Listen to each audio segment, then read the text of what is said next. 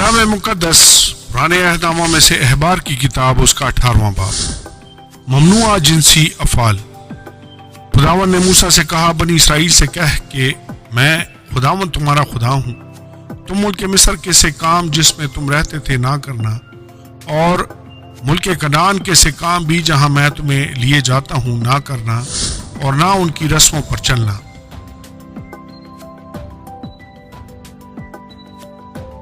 تم میرے حکموں پر عمل کرنا اور میرے آئین کو مان کر ان پر چلنا، میں خداوند تمہارا خدا ہوں۔ سو تم میرے آئین اور احکام ماننا، جن پر اگر کوئی عمل کرے تو وہ انہی کی بدولت جیتا رہے گا، میں خداوند ہوں۔ تم میں سے کوئی اپنی کسی قریبی رشتہ دار کے پاس اس کے بدن کو بے پردہ کرنے کے لیے نہ جائے، میں خداوند ہوں۔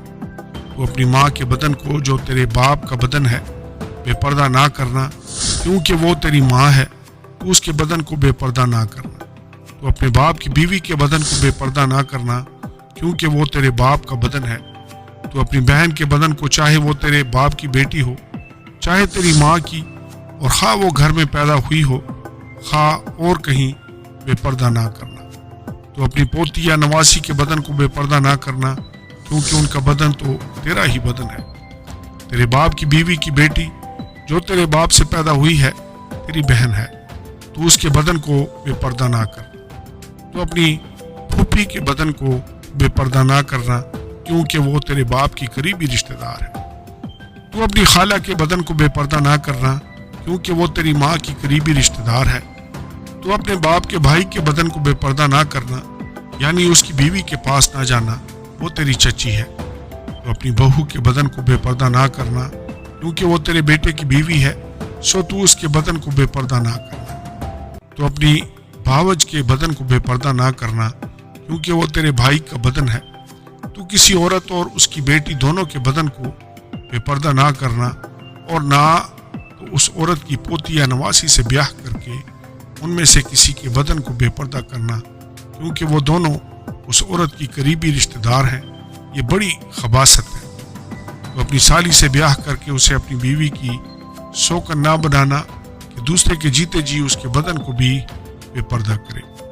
اور تو عورت کے پاس جب تک وہ حیض کے سبب سے ناپاک ہے اس کے بدن کو بے پردہ کرنے کے لیے نہ جانا، اور تو اپنے کو نجس کرنے کے لیے اپنے ہمسایہ کی بیوی سے صحبت نہ کرنا۔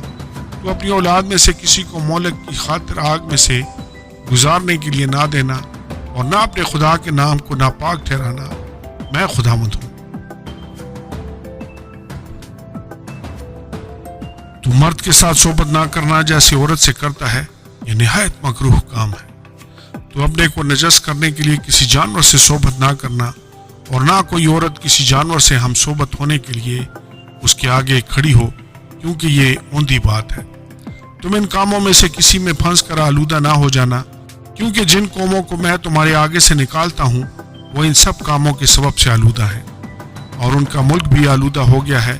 اس لیے میں اس کی بدکاری کی سزا اسے دیتا ہوں، ایسا کہ وہ اپنے باشندوں کو اگلے دیتا ہے۔